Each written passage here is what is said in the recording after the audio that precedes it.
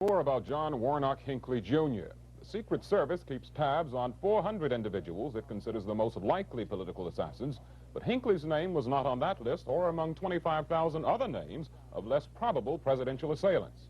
So just who is John Hinkley, Jr.? We have reports beginning with Charles Murphy. Highland Park is one of the richest suburban towns in America. John Hinkley and his family lived in a house that would sell today for around $300,000. Hinkley is barely remembered at Highland Park High School, where he graduated in 1973. His picture is in the yearbook, a neatly dressed young man, but teachers had trouble recalling anything about him. One classmate said he just sort of blended in. He was a kid who didn't really have a lot that made him stand out. No one from this period of his life could imagine him being accused of yesterday's crime. To think that I knew someone who had shot a president and that I had no idea that he'd be capable of such an outrageous act. When he left this neighborhood 8 years ago, he was, by all accounts, well-liked and seemingly normal. Then something went wrong. For the next few years, he would be an intermittent student at Texas Tech at Lubbock, an aimless, somewhat erratic student. The acquisition of guns started here, and on one of his last visits to Dallas last fall, he would buy 2 guns at Rocky's pawn shop, one of which the FBI says was used in the assassination attempt. Charles Murphy, ABC News, Dallas. This is Stephen Gear. At their home in Evergreen, Colorado this afternoon, John W. Hinkley Jr.'s parents issued a final statement through their attorney. They're holding up, I think, as well as can be anticipated. Their concern is for the president, the 3 gentlemen who were injured, and of course their son. From the bottom of their hearts, the Hinkleys send their love and concern to all those involved in the tragedy.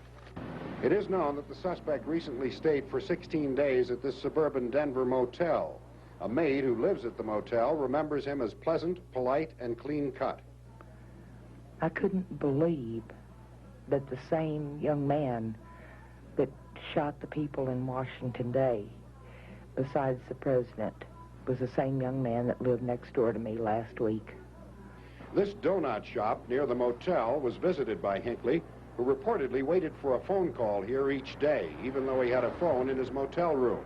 The nature of the calls is not known. And in Chicago today, the FBI called on the headquarters of the National Socialist Party of America, where the group's president says Hinkley was booted out of the party in 1979 after a year's membership. Mike, why was he kicked out? Well, for his attitude. You know, he kept talking about going out and shooting people and blowing things up. A touch of irony. The young man walking with the elder Hinkley is 30-year-old Scott Hinkley, John Jr.'s brother. He and Vice President Bush's son, Neil, are friends. They had planned to have dinner together in Denver tonight. The plans have been canceled. Stephen Gear, ABC News, Denver. At the State Department, the Pentagon, and the White House today, an all-out effort was made to put in perspective and explain a remark made yesterday by Secretary of State Haig.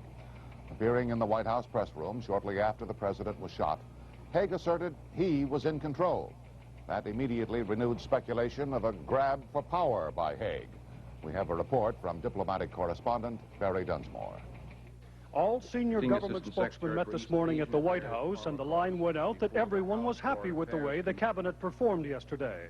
There's absolutely no criticism whatsoever of what Secretary Haig did or what he said. ABC News has been told that it was this scene, Deputy Press Secretary Larry Speaks being bombarded with questions he couldn't answer, which troubled Haig and the other senior cabinet officers who were watching from the Situation Room. The image of confusion was potentially dangerous. Haig said, "I think we've got to stop this." And so, as the senior cabinet officer, Haig appeared in the White House press room with his now controversial statement. Constitutionally, gentlemen, you have the president, the vice president, and the Secretary of State in that order. As of now, I am in control here in the White House, pending return of the Vice President. Haig was wrong when he said that he was constitutionally number 3. He is number 3 in the executive branch, number 5 in presidential succession. Well, as best However, he was correct when he said he was in control. And Vice President Bush not only thinks Haig did a good job, he doesn't think there's a problem. I have not detected and nor do I believe there's any such rift. On this occasion, there may not have been a rift, but this, on top of other recent problems with Reagan insiders, can hardly help Haig's image or his future effectiveness. Barry Dunsmore, ABC News, the State Department.